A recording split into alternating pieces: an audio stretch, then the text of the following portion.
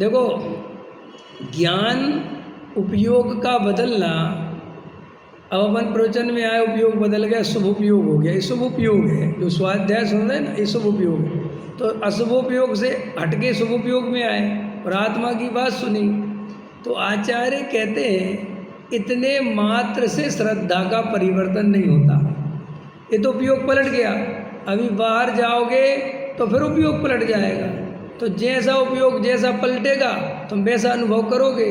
लेकिन आचार्य कहते इस अनुभव से काम नहीं चलेगा। उपयोग वाले अनुभव की बात नहीं है, श्रद्धा के अनुभव से काम चलेगा। असली परिवर्तन कौन सा है?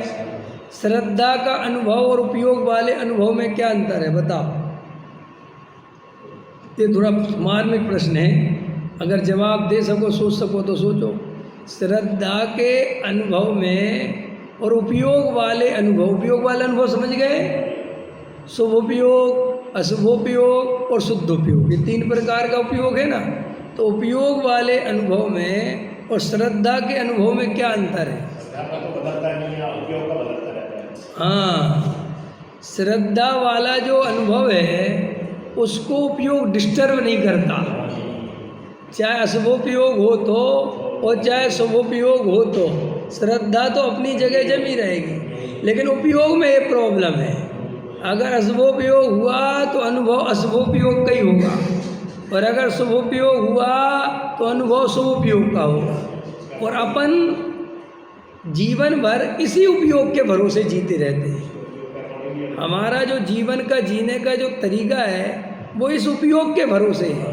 तो जैसे अशुभोपयोग हुआ तो हम सोचते हैं कि हम पापी हो गए, और शुभोपयोग हुआ तो हम धर्मात्मा हो गए।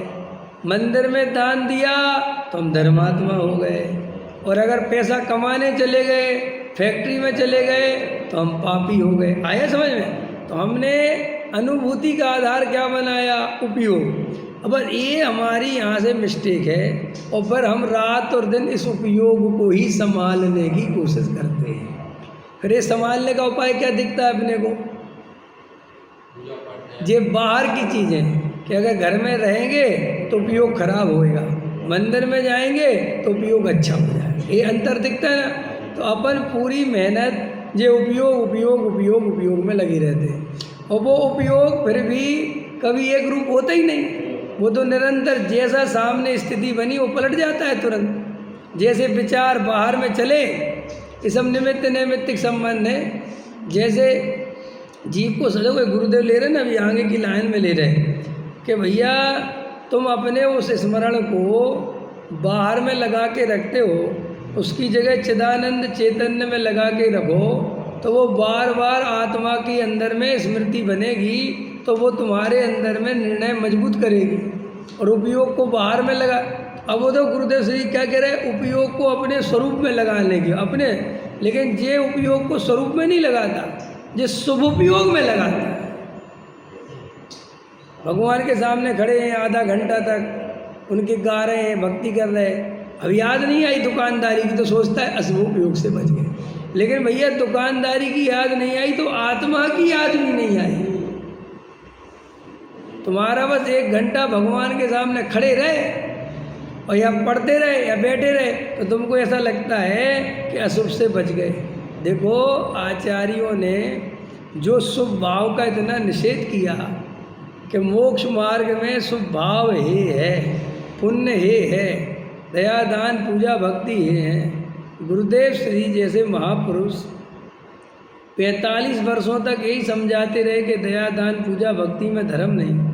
आचार्य कुंद देव से लेके अमृतचंद आचार्य से लेके बनारसी दास टोडामल जी, सब बड़े बड़े लोग सब ये समझाते रहे। और इसी ग्रंथ में अभी गाथा आएगी 82-83 कि पाप भी पुण्य ही है, ये पुण्य भी पाप ही है, पुण्य पाप के समान ही है, और पुण्य को पाप के समान माने ऐसा कोई बिरला होता है, ऐसी गाथा आएगी।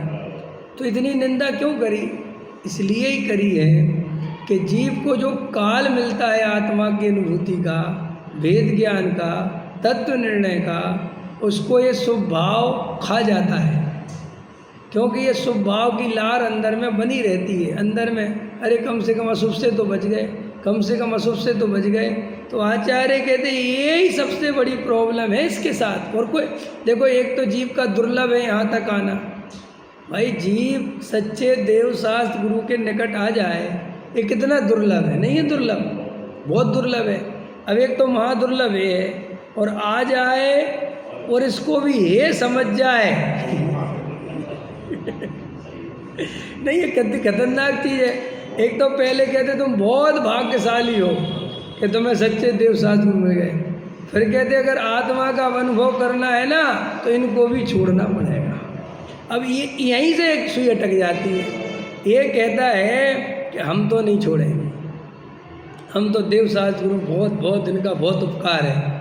और वो फिर परंपरावादी तो चलती है जगत में, कुल परंपरा से देखा देखी, जन्मों जन्मों के संस्कार मान्यताएं वे पड़ी रहती हैं।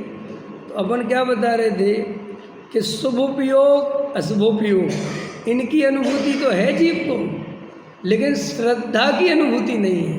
और वो श्रद्धा अंदर में बनी रहती है।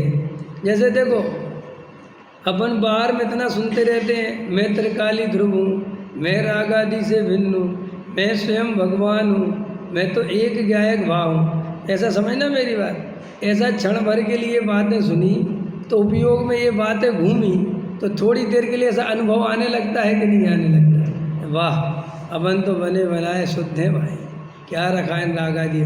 लेकिन आचार्य कहते जे बहुत ऊपरी तल पे घूम रही है ये चीज़, और तुम्हारी नज़र भी कहाँ है, ऊपरी तल पे। तो तुम्हें लगता है वाह आज तो प्रवचन में बहुत अच्छा हो गया, लेकिन ये उपयोग आत्मा की अच्छा हुआ है।